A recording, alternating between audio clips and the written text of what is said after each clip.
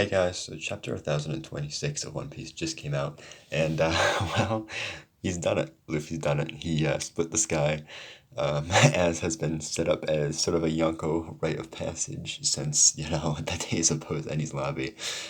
So yeah, been a long time coming on this one, and he has finally done it in his most recent clash with Kaido after returning to the roof last chapter. But that is sort of later in the chapter, sort of towards the end. As per usual, we'll go through it in chronological order and get to it when we get to it. Because first, we actually check up on the Flower Capital for the first time in probably at least 15-ish chapters, if I had to guess. Yeah, something like that. We had definitely have been checking up on it fairly regularly, with this interaction between Tenku Yamahutetsu and Toko, who are currently attending the Fire Festival. But yeah, but during this scene, there are two important things of note that we see. First of all, we see a brief flashback in Hitetsu's mind of when Tama first, boarded a ship of gifters. Using the Kibidango and whatnot, boarded the ship of gifters and got onto Onigashima. We saw that interaction between Hitetsu and Tama as she was leaving without his permission. So yeah, he's just kind of wishing that she's okay. But yeah, as this is happening, we also see a shot of the sky in the background and descending out of the clouds, pretty much right next to the flower capital is now Onigashima. It's here. Whether or not it's actually above the flower capital yet, I mean, it's definitely not like dead center because it's still definitely in the distance a bit. But whether or not it's like over the edge or if it's still a bit of a ways away, isn't entirely clear. But either way, it's definitely like right, pretty for all intents and purposes, considering how far away it was originally. It's pretty much right on top of the flower capital by now. And we got that like piece of narration like 2 or 3 chapters ago that said the that Onigashima had about 15 minutes before it collided with the flower capital. So I'm assuming it's been, roughly that amount of time since that chapter, whatever that was. But yeah. But now back to the juicy stuff with Onigashima. We see actually a Mary, or rather a dude with a Mary mask on him, and he also has something on his back that also has the Mary tag on him. So I'm assuming that means that obviously we know that the Marys are cybernetic, like animals and stuff. Rats, cats, whatever else there was frogs, I think. So yeah, I don't think there are any like actual humans that are like cyborgs that are, or I guess just straight up robots. In the case of the Marys, that are built to built to fulfill the purpose of a Mary. So I assume this guy just has the tag similar to Bao Huang and can connect to the Marys. We've also seen a number of random like servants and stuff with a tag, and he has like a Mary on his back or something with a Mary tag on his back. So I assume that's how he's communicating via the Mary system, whatever it is. But yeah, he's kind of running down this. He's kind of fulfilled Bao Huang's role. Since she was recently taken out by Usopp, as he's kind of relaying the information of what is happening on the rooftop to the rest of the festival hall, and well, not just the festival hall, but Onigashima in general. But yeah, he narrates the fact that Luffy, riding Momonosuke, is now facing off against Kaido, now both in their dragon forms, as we saw at the end of the last chapter. But yeah, so we cut around, we see a couple reactions to this. Oh, I actually really only see Queen's reaction initially. I could have, is that King in the background? Is there that might just be like a puff of smoke. But I think King might be in the background there. But yeah, we see a few reactions to that. We see Yamato taking notice of Momonosuke when he earlier said that if he could turn into a dragon on par with Kaido, that he would be able to, make a difference. And, here he is. But yeah, this face-off happens. Kaido charges up a Boro Breath. Luffy's talking to Momonosuke, trying to get him to launch a Boro Breath. Obviously, he doesn't know how since he just, turned into this moments ago and really only learned how to fly moments ago, for that matter. But yeah, he does manage to dodge the Boro Breath, though. Goes in kind of a spirally motion around the big beam or whatever. But yeah, with that, Luffy instructs Momonosuke to bite Kaido. Uh, while Luffy immediately, naturally doesn't wait for a response and just kind of goes on his own, shooting straight into the action, and delivers a elephant gun from above, very similar to the one he did back in Act 1 when he first fought Kaido at the very start of that fight. And wow, Kaido gets similar to that very first interaction back in Act 1. His head gets knocked into the ground, and while he's kind of on the ground recovering, Momonosuke has sort of a inner monologue flashback type thing, in which he remembers his past interactions with Kaido, particularly the ones we saw in the Odin flashback. The Odin castle burning, Toki trying to hold off Kaido very briefly, and Kaido eventually taking Momonosuke and holding him over the cliff or the edge of the balcony, I don't know, whatever, of Odin Castle, and eventually deciding that he wasn't worth it, that he was a failure of the Kazuki lineage, and just kind of tossed him back into the fire to die. But yeah, with that bit of determination from Momonosuke's side, he finally goes in for the bite, and Kaido does appear to feel this bite. It definitely looks like the teeth did sink in, and it pretty much immediately kind of turns around and is just like, what are you doing? He looks kind of ticked off at him, like, yeah, you don't really deserve to be doing this to me, man. But yeah, I don't know. To me, this seems like more like a scabbard tear wound. That's such a weird title, but to give this, but you know what I mean. He Over the course of his fight with the scabbards, Kaido received a number of wounds that got a similar reaction out of him, but we learned at the end of the fight that at the end of the day, the wounds weren't really that deep. They really didn't affect him in any significant way. And based off the the initial reaction, and then pretty much 2 seconds after, Kaido just turning around, dead serious. I'm assuming this bite is pretty much of a similar caliber to that attack. But the thing is that it's we see later in the chapter that it's really not so much about the bite and inflicting damage. It's more of a scheme on Luffy's end to get Momonosuke a boost in confidence and kind of do away with the cowardice and the cowardly tendencies that he tends to have. He says that, hey, Momonosuke, you just bit one of the four emperors. After doing that, there's really not much you can fear in the world. And, Momonosuke does generally seem to get a bit of a confidence boost from that. It's hard to tell with the dragon face, but he seems to be grinning. And Yamato also has a nice reaction to this. But yeah. Anyway, I kind of skipped ahead to do that. Between that and then, after Kaido's distracted, kind of about to, do something to Momo, Luffy delivers a big Conqueror's Haki punch right to the face of Dragon Kaido, as we can visually see by the big impact point, with it not actually, touching and whatnot. But yeah, we see that it knocks Kaido down. But yeah, after that happens, we cut away a bit to see Nekomamushi and Inuarashi's current fights with Perospero and Jack, respectively. And things are not going well. As we saw earlier in the chapter, when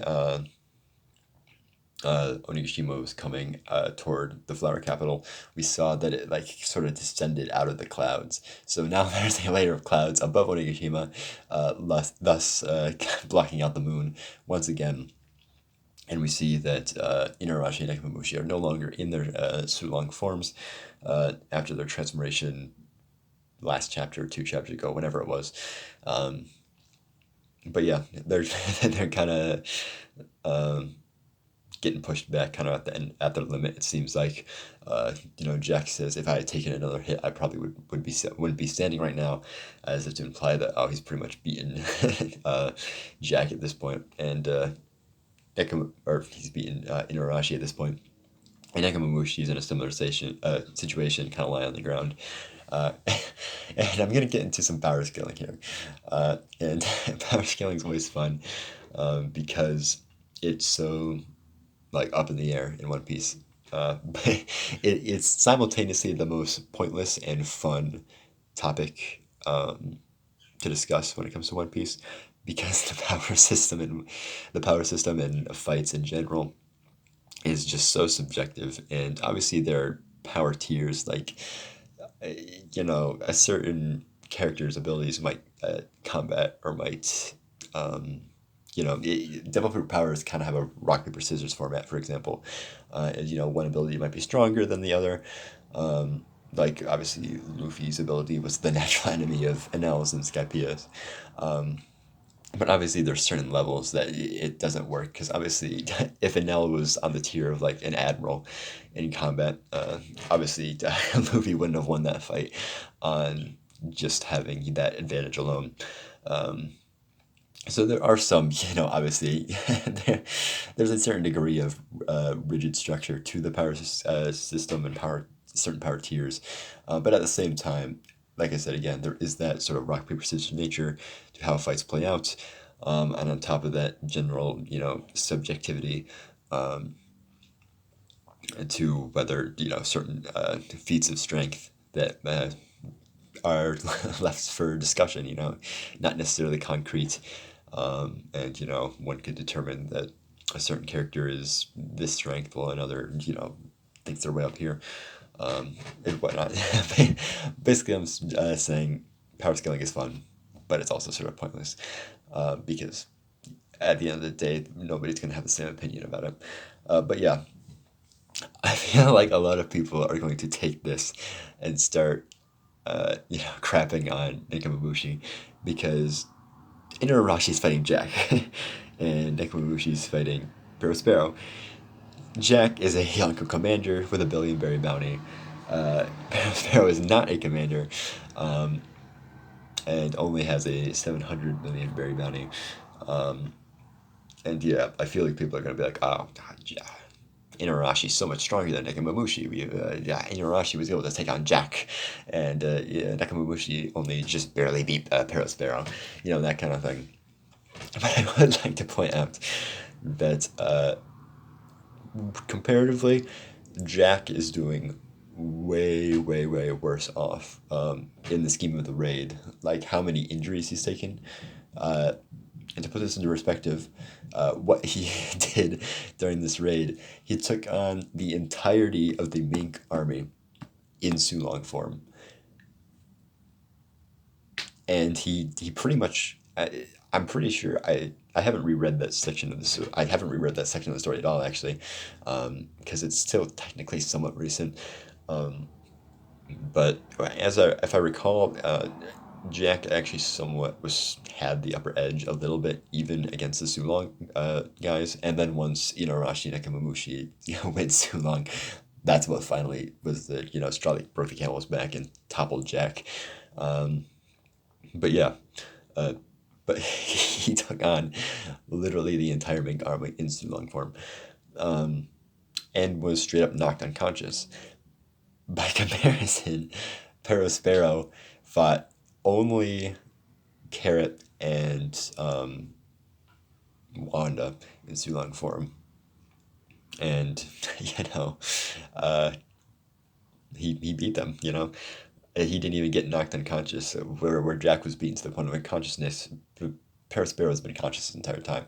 And obviously there were some other minor hits that he took, like Sanji knocked Queen into Perospero that one time.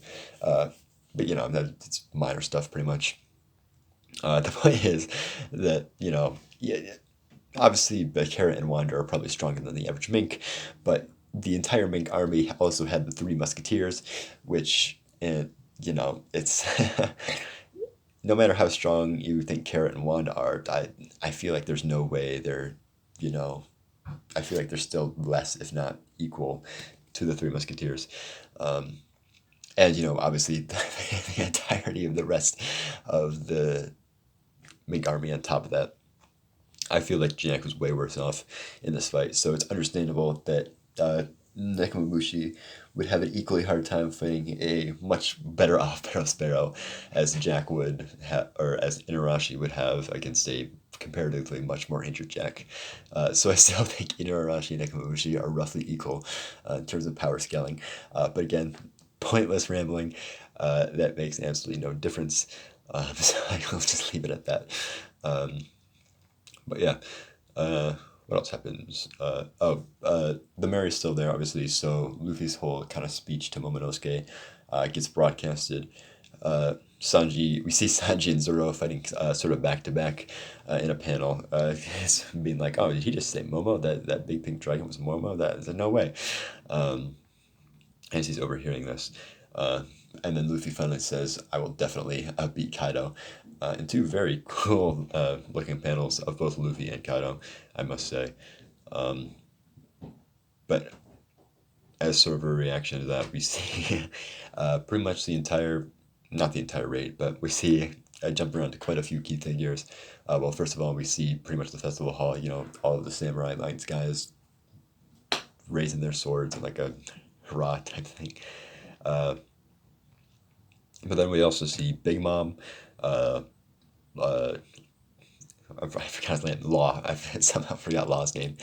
Big Mom, Law, and Kid in their fights. Well, we don't really see their fight. We see some close-up reaction shots of them. Sort of, Big Mom's just sort of laughing it off. Like, he's still kind of obviously not really believing that Luffy can beat Kaido. Understandably, But yeah, Big Mom definitely seems a little bit roughed up. We see some like scuff marks on her. I don't know if she's necessarily injured. Similar situation with Kid and Law. But the interesting thing about Kid's reaction in particular is like when Luffy says, I'll definitely beat Kaido. Kid responds like, "Oh, you better," which is very interesting because this kind of signals to me that Kid has accepted, the fact that Luffy is going to be the one that takes down Kaido, and is sort of resigning himself to take down Big Mom instead, which is interesting because, this entire time, Kid has had a particularly strong vendetta against Kaido. The first words we heard him speak in the arc were at the very end of Act 1 when Luffy and Kid got thrown in the cell together.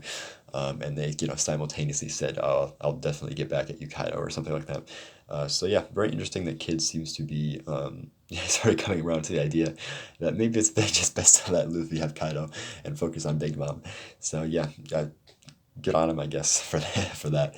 And then we also see Tama reacts. We see Nami and Speed in the background. Frankie's just laughing at it. And we also see some of the prisoners from Udon. At which point we cut back to the roof. Kaido goes back into his hybrid form. Charges up a Conqueror's Haki infused Kanabo attack. Luffy, very similarly, Conqueror's Haki infused fist. We see the clash, and then big double page spread. The sky splits. That's officially the third time we've seen it in the series, I think. No, I was thinking maybe the sky split when we saw Roger versus Whitebeard, but it definitely didn't. There were no clouds at all, so it couldn't really split. But yeah, so obviously we saw Shanks versus Whitebeard way back in Post Zombie. More recently, we saw in Act 2, Kaido versus Big Mom. They split the sky, and then finally, now Luffy has finally split the sky with Kaido. Officially, like I said earlier, that's sort of the rite of passage for Yonko. I feel like once you split the sky, I mean, that's pretty much good. And I mean, that officially makes the only emperor that we haven't seen split the sky, Blackbeard. Just, yeah, I'm just throwing that out there. But yeah, splitting the sky, as it would, reveals the moon once again. Uh, we see a close up of both Pyrospino and Jack, and they just have a like oh crap expression on their face as Inarashi and Akamamushi both simultaneously go back into Sulong form and each deliver a Odin one sword style technique. Uh, what's it called? Nekomamushi delivering the grinning cat claw, and Inarashi has the decapitating dog flashe, I don't know. Weird French looking word, I guess. But yeah, interesting thing about these attacks that they seem to like, they're like almost like a beam. I don't think they're actually a beam, but like they definitely seem to have some sort of visual giant like puncturing force thing that goes like straight out of where the attack. So this like penetrates straight through Jack. With Perospero, it's a bit more ambiguous. It looks like, I mean, it definitely looks like it could have just been like punched a giant hole in Perospero, but I doubt that's what actually happens. But what does happen is that Perospero's candy arm that Pedro sacrificed himself for gets shattered once again. It's just a bit of an extra cathartic little thing there. But yeah, with that, both Perospero and Jack seem to be down for the count. And as Jack return or not Jack. I keep saying Jack when I mean to say Inarashi. This chapter review. That's like the third or fourth time I've done it. Inarashi, as he's walking away, we see in the background someone peeking behind one of the sliding doors. Just and it's Orochi. He's back once again, assumably with like one head left. Assuming the idea that his mythical zone power is that he can be decapitated 8 times. We've seen him decapitated 7 times. So assumably he would have one head left, assuming that the heads don't regenerate or anything like that. But yeah, Orochi's back once again, as many assumed he would be,